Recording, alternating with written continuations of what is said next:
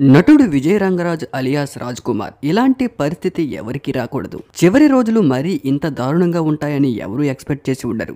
ఎన్నో వందల సినిమాలు నటించిన విజయ్ రంగరాజ్ గారు ఒక గవర్నమెంట్ హాస్పిటల్లో చనిపోవడం అందరికీ బాధాకరం. పాపం సరైన ట్రీట్మెంట్ అందక 12-13వ తారీఖు వరకు హైదరాబాద్ లో బాగానే ఉన్న విజయ్ రంగరాజ్ గారు ఆరోగ్యం కొంచెం నిలకడగా లేకపోవడంతో చెన్నైలో ఒక గవర్నమెంట్ హాస్పిటల్లోకి చికిత్స కోసం వెళ్లారు. కానీ సమయానికి సరైన ట్రీట్మెంట్ అందక ఒక మంచి నటుడిని కోల్పోయింది తెలుగు ఫిలిం ఇండస్ట్రీ. ఎన్నో వందల సినిమాలు చేస్తూ ఉంటారు.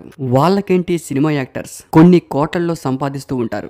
ఎన్నో వేల వేల నగరాల్లో ప్యాలెస్లు, ఎన్నో కోట్ల ఆస్తులు, సినిమా టాకీస్లు, ఎన్నో షాపింగ్ మాల్స్ ఉంటాయి. వాళ్ళకేంటి అనుకుంటారు చాలా మంది. కానీ అందరి సినీ నటుల జీవితాలు ఒకేలా ఉండవు. కొంతమంది ఊహించిన స్థాయికి వెళ్తే మరి కొంతమంది పరిస్థితులు బాగోక దారుణమైన పరిస్థితుల్లోకి దిగిపోయే సందర్భాలు చాలానే ఉంటాయి. రీసెంట్ టైమ్స్ లో విజయ్ రంగరాజ్ గారు ఫైనాన్షియల్ గా చాలా ఇబ్బంది పడ్డారు. వారం క్రితం ఒక సినిమా షూటింగ్ లో గాయపడ్డ విజయ్ రంగరాజ్ గారు ట్రీట్మెంట్ కోసం చెన్నైలో ఒక గవర్నమెంట్ హాస్పిటల్లో జాయిన్ అయ్యారు. అక్కడ చికిత్స తీసుకుంటూ హార్ట్ అటాక్ తో మరణించారు. రంగరాజ్ గారికి 2 కుమార్తెలు ఉన్నారు. దాదాపు రంగరాజ్ గారు తెలుగు, తమిళ సినిమాలు నటించారు. బాపు దర్శకత్వంలో వచ్చిన సీతా కళ్యాణం రంగరాజు గారికి నటుగా మంచి గుర్తింపుని తెచ్చింది. అయితే నటుగా ఆయనకు తెలుగు ఫిలిం ఇండస్ట్రీలో మంచి గుర్తింపును సంపాదించుకున్న సినిమా అయితే మాత్రం బాలకృష్ణ హీరోగా నటించిన భైరవ దీపం అనే చెప్పుకోవాలి. ఈ సినిమాతో రంగరాజు గారికి నటనలో మంచి అప్లాస్ కూడా వచ్చింది. ఆ తర్వాత విజయ్ రంగరాజు గారి టర్నింగ్ పాయింట్ ఏంటి అంటే యజ్ఞం మూవీ. ఆ సినిమాతో తను ప్రత్యేకంగా స్టార్ యాక్టర్ అయిపోయారు. ఆ తర్వాత చాలా సినిమాలు నటించారు రంగరాజు గారు. ఆ తర్వాత కన్నడ, మలయాళం చిత్రాల్లో కూడా మంచి గుర్తింపును సంపాదించుకున్నారు రంగరాజు గారు.